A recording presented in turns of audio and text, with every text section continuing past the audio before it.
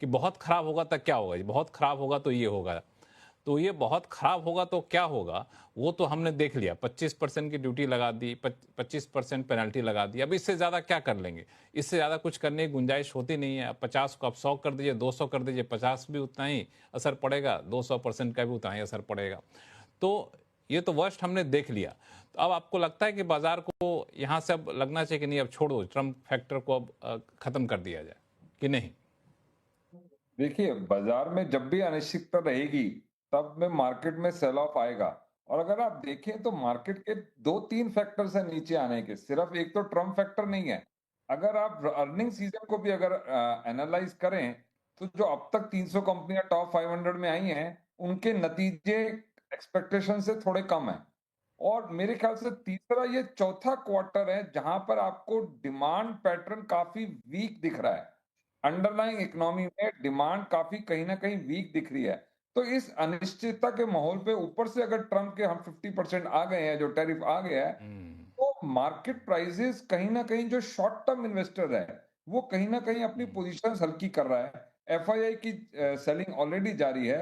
वहां पर क्या करना चाहिए, आपका ये क्वेश्चन था। मुझे लगता है जो अपॉर्चुनिटीज आती है ना, वो ऐसे ही माहौल में आती हैं। अब वो आज है या 10 दिन में होगी, बॉटम कोई नहीं पकड़ सकता। बट यहीं पर आपको रीजनेबल वैल्यूएशन, अच्छी कंपनीज, नीचे गिरती हुई मार्केट में आपको स्टॉक्स इकट्ठे करने का मौका मिलेगा। हालांकि अरुण जी, इसमें एक चीज और बताइएगा कि जो आप कह रहे हैं, इसका मतलब सिर्फ और सिर्फ इस गिरावट के लिए ट्रंप को विलेन बनाना ठीक नहीं है।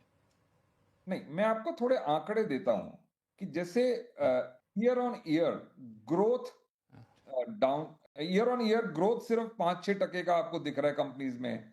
पैट फिर भी 6-7% का दिख रहा है, बट जहां मार्जिन है, इबिटा मार्जिन, उसमें काफी गिरावट आई है।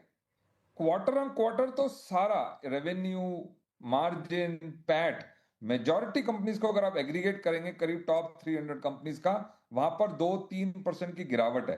तो ये एक जो क्वार्टर ऑन क्वार्टर रिजल्ट आ रहे हैं या ईयर ऑन ईयर, और मैं ये कह रहा हूं कि 4 क्वार्टर का भी जो अगर आप पैटर्न देखेंगे, काफी ग्रोथ काफी म्यूटेड है, मार्जिन प्रेशर है कंपनीज पे।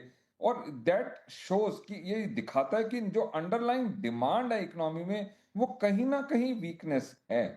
तो मुझे लगता है कि वो एक बहुत बड़ा फैक्टर है। Yes, Trump has aggravated, Trump की वजह से ज्यादा सेलिंग प्रेशर आ रहा है, ज्यादा वो आ रहा है। बट कहीं ना कहीं इकोनॉमी में भी एक पॉज आया है, जो पॉज जहां की अब मॉनेटरी पॉलिसी ईज करी है, वो आपको सेकेंड हाफ जो अपना FY 26 का है, वहां पर आपको दिखने का उसका मौका मिलेगा। तो ये एक बड़ी बात आपने कि अनिल जी, तो ये माना जाए कि मार्केट में पहले से ही सेंटिमेंट थोड़ा सा कमजोर था, कई सारे नेगेटिव चीजें आ रही थी, और जब ट्रम्प आया तो उसमें जो है आग में घी डालने जैसा काम कर दिया। जी एकदम एकदम। देखिए, रिजल्ट सीजन से ही हमने बात की थी, तो रिजल्ट जो जिस तरीके के आ रहे हैं सेकंड क्वार्टर के, तो ये बहुत कोई मतलब अच्छा रिजल्ट नहीं कहेंगे इसको। और ऑलरेडी बात हो चुकी है कि इस पे जो दिख रहा है कि मार्जिन प्रेशर दिख रहा है, हमें प्रॉफिटेबिलिटी में थोड़ा सा फर्क दिख रहा है। बट हाँ, ये भी सही है कि सेकेंड हाफ से ये रिजल्ट इंप्रूव होने शुरू हो जाएंगे, क्योंकि यहाँ से हमारी जो इकोनॉमिक, जो हमारी जो कंजम्पशन साइकिल है, अभी देखिए त्योहारों के सीजन शुरू हो जाएंगे, शादी ब्याह के सीजन शुरू हो जाएंगे, तो यहाँ से हमारी कंजम्पशन साइकिल इंप्रूव हो जाएगी, तो कई सेक्टर्स के रिजल्ट जो हैं वो, उनकी रेवेन्यूज वो बढ़नी शुरू हो जाती हैं। वैसे भी थोड़ा सा डल पीरियड होता है।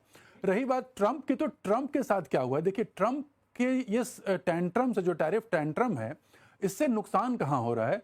एक तो जिन सेक्टर्स पे उन्होंने लगाया वहां तो नुकसान हो ही रहा है, साथ में देखिए टेक्सटाइल में हम कहीं ना कहीं चाइना प्लस, अरे ये हम एक सब्स्टिट्यूट के रूप में उभर रहे थे कि चलिए बांग्लादेश के बाद एक हमारे तरफ शिफ्ट हो जाएगा, या चाइना के पास एक बाद एक हमारा एक शिफ्ट आ जाएगा मैन्युफैक्चरिंग का। वो जो FDI आनी थी हमारे कंट्रीज में, जो यूनिट्स नई लगनी थी, वो काम रुक गया है। ठीक है, क्योंकि जब सर्टेनिटी ही नहीं है कि टैरिफ कितना लगाएंगे, क्या करेंगे, मार्केट कहां हमें मिलेगा, यूएस का मार्केट हम एक्सेस कर पाएंगे कि नहीं कर पाएंगे, इस वजह से वो जो FDI वाला काम है ना, या जो इन्वेस्टमेंट वाला काम है, MSME भी जो काम लगाना चाहता था, हमारे जो डोमेस्टिक जो बिजनेसमैन थे, उनके भी प्रोजेक्ट्स जो हैं वो थोड़े से स्टॉल हो गए हैं। ये एक चीज नुकसानदायक हुई है, जिसको कहीं ना कहीं इसको भी मार्केट प्रीएम्प्ट कर रहा है गिरावट के फॉर्म में।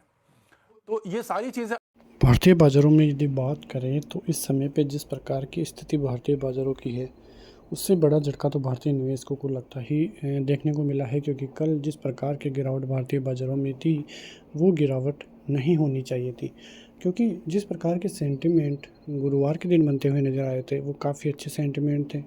ऑपरेटर्स ने लोगों को ट्रेप भी किया था, लेकिन उसके बाद वो लेवल होल्ड नहीं कर सका, क्योंकि जिस प्रकार की स्थिति थी कि एकदम से इतनी ज़बरदस्त रिकवरी आना वो भारतीय बाज़ारों के लिए थोड़ा नेगेटिव साबित हुआ, और उसका परिणाम तो आप देख ही सकते हैं कि किस प्रकार की गिरावट भारतीय बाज़ारों में फिर से देखने को मिली। सोमवार का दिन काफ़ी इंपॉर्टेंट रहता हुआ नज़र आएगा, क्योंकि यदि 30 से 40 पॉइंट का गैप डाउन देखने को मिला तो वो भारतीय बाज़ारों के लिए काफ़ी नेगेटिव होगा, जो भारतीय बाज़ारों को 24,200 तक भी ला सकता है। और 24,200 250 का लेवल यदि बाज़ार तोड़ता है तो फिर और नीचे के स्तर भारतीय बाज़ारों की तरफ से देखने को मिल सकते हैं, जो काफ़ी नेगेटिव होंगे और निवेशकों को इससे काफ़ी लॉस भी देखने को मिल सकता है। तो भारतीय बाज़ारों की तरफ से ऐसी कोई खबर नहीं है जिसकी वजह से कोई रिकवरी के संकेत देखने को मिले, और जिस प्रकार के संकेत भारतीय बाज़ारों की तरफ से आते हुए अभी दिखाई भी दे रहे हैं उनमें भी कोई दम नहीं है, क्योंकि आपको पता है कि एफआईआईज़ की बिल्कुल भी बाइंग भारतीय बाज़ारों की तरफ से देखने को नहीं मिल रही है।